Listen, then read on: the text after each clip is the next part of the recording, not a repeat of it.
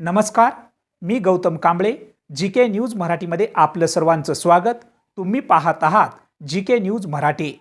आता बातमी येतंय रास्ता रोको आंदोलनाची. पाहूया सविस्तर.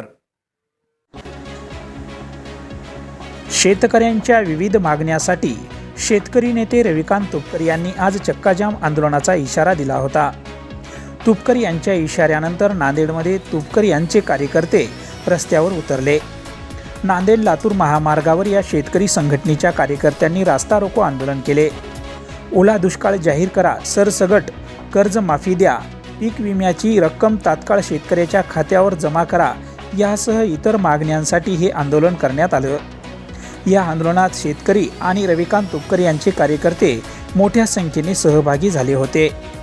या रास्ता रोको आंदोलनामुळे नांदेड लातूर महामार्गावरील वाहतूक काही काळासाठी खोळंबली होती. Bureau report, GK news, Nanded.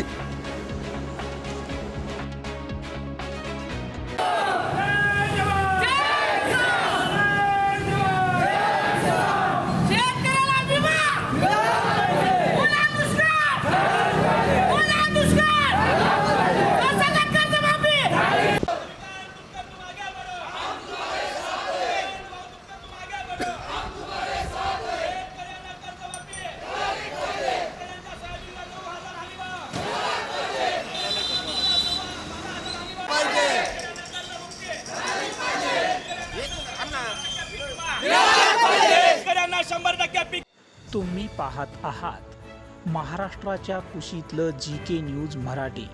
सात जनतेची, भूमी महाराष्ट्राची.